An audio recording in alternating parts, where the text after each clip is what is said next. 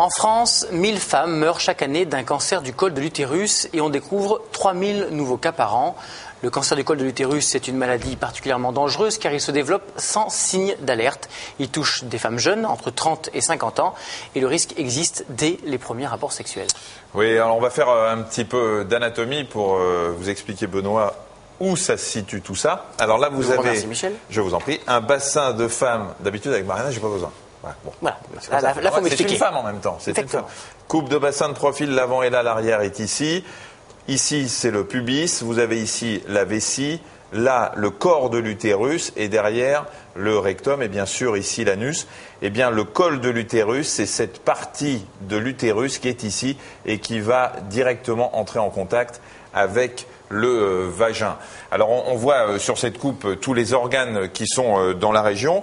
Et l'utérus est recouvert à l'intérieur d'une... Là, on a une vue de face, je vous rappelle, les ovaires ici, les trompes, ici le vagin. Et vous voyez le col de l'utérus, on le voit très bien ici, arrivé, c'est la partie de l'utérus qui est dans le vagin. Et il est recouvert d'une membrane, cet utérus, aussi bien au col qu'à l'extérieur. Et même à l'extérieur ici, c'est une muqueuse, ça n'est pas de la peau, c'est fragile parce que ça n'est pas recouvert justement par cette peau qui nous protège. Les cellules de cette muqueuse peuvent se transformer en cancer. Et lorsque le cancer se manifeste, il se traduit par des pertes blanches, ce sont ce qu'on appelle des leucorrhées ou des pertes de sang. Et elles sont parfois provoquées par les rapports sexuels ou même simplement une toilette intime. Mais la plupart du temps, il n'y a pas ou peu de symptômes chez des femmes jeunes et en pleine forme. On découvre le cancer au cours d'un banal examen gynécologique. Banal certes, mais essentiel dans le dépistage. Il s'agit du frottis, le seul examen possible. Cet examen est simple. Il consiste à prélever des cellules du col de l'utérus. Elles sont ensuite envoyées en laboratoire pour être analysées et pour voir s'il y a un cancer ou une infection. Emma Bose, Delphine Parek-Miller ont rencontré une jeune femme dont le frottis s'est révélé inquiétant. Lola.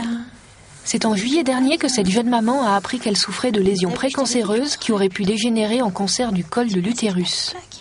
Je suis tout simplement allée chez ma gynécologue faire un examen qui s'appelle le frottis.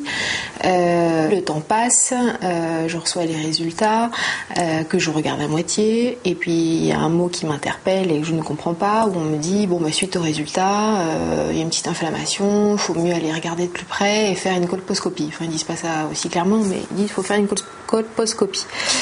Les résultats de l'examen révélaient une inflammation assez importante de 3e degré qui était dite grave, en sachant que ce n'était pas une maladie, mais que ça pouvait se transformer en un cancer de l'utérus quelques années plus tard ou quelques mois plus tard, ou enfin je ne sais pas. C'était assez bizarre parce qu'on dit c'est pas grave. Et en fait, c'est pas grave du tout, c'est banal, tout le monde l'a, tout le monde porte ce virus. Vous inquiétez pas, c'est une petite opération. Donc franchement c'est assez perturbant. Même si dans les médias j'en veux pas, je me suis dit est-ce que ça va m'empêcher d'avoir d'autres enfants. Et c'est la première question à laquelle j'ai pensé avant de savoir exactement ce qu'on allait me faire, etc. Et ce qu'on m'a dit, c'est que la seule chose que ça a provoqué, c'était une fragilité du col de l'utérus, donc qui enclenchait ou qui provoquait souvent des prématurés lorsqu'on attendait des petits bouts. J'en ai un, ça me suffit pour le moment, mais au moins je voulais être rassurée là-dessus. Vraiment, je suis passée à côté de quelque chose qui aurait pu être qui aurait pu être dramatique. Donc finalement, c'est génial. Il faut, toutes les copines, les consoeurs, les collègues, etc. Il faut aller chez sa gynécologue ou son gynécologue. Il faut faire ses examens et les frottis. C'est merveilleux, en fait, grâce à ça. Voilà. Donc moi, je vais bien, tout va bien et voilà. Alors un diagnostic précoce permet de guérir près de 100% des patientes. Le frottis, unique moyen de dépistage, on le rappelle, doit être fait au début de la vie sexuelle. Les 2 premiers sont réalisés à 1 an d'intervalle. Ensuite, un frottis tous les 2 ans, c'est suffisant parce que le cancer du col de l'utérus progresse et heureusement lentement. Alors, lorsque le frottis est suspect, on recherche la présence d'un virus appelé Human Papillomavirus ou HPV. On a beaucoup entendu parler de ce virus puisqu'on le retrouve dans la plupart des cancers. Les infections causées par l'HPV sont très fréquentes. Elles touchent 70% des femmes entre 15 ans et 65 ans. Le plus souvent, le corps réussit à éliminer le virus en quelques mois sans que l'on se rende compte de la maladie. Pendant cette période, on peut contaminer son partenaire si les rapports sont non protégés. Il existe différents types de virus HPV. Ils sont numérotés pour simplifier leur nom. Il y a HPV 16 et 18 qui sont les plus fréquents. Mais de l'infection au cancer, les étapes sont lentes. Michel vous l'a dit. Une intervention, la conisation, permet d'agir avant le stade de cancer. Explication avec Emma Beauce et Olivier Leplan. La conisation est une intervention pratiquée sous anesthésie locale ou générale qui dure une vingtaine de minutes. Elle consiste en une ablation d'une portion du col de l'utérus réalisée par les voies naturelles, le vagin.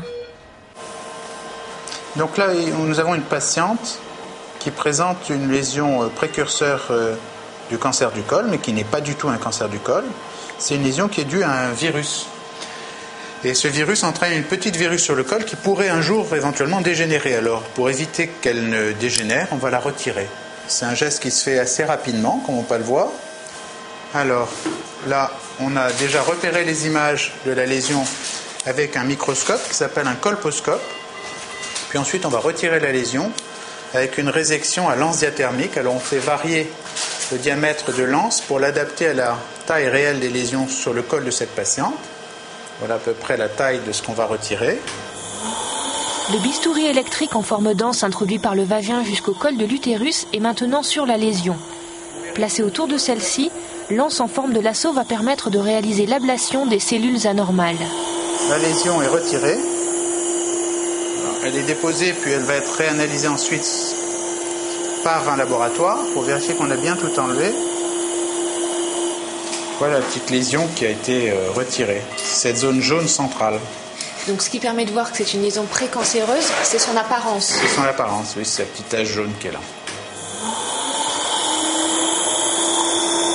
Vous pouvez mettre le laser on. Donc voilà, maintenant on nettoie le col au laser pour que la cicatrisation soit bonne et qu'il n'y ait pas de problème. C'est un laser CO2, on a un petit spot qui permet de regarder, puis on peut tirer comme ça dans l'air et brûler la cible qui est à 40 cm de distance. Voilà, c'est tout. Donc maintenant on retire le spéculum et l'intervention est terminée. En général les suites sont simples. Il y a la cicatrisation du col qui prend 3 semaines. Donc pendant les 3 semaines elle doit s'abstenir de toute relation et de bain. Voilà. Et puis ensuite on contrôle 2 mois après que tout a bien cicatrisé, qu'il n'y a plus rien. Dans 95% des cas, il n'y a plus rien au contrôle à 2-3 mois et ensuite on surveille la patiente tous les 6 mois pendant 1 an pour vérifier que le virus ne se redéveloppe pas, ce qui est le cas le plus fréquent.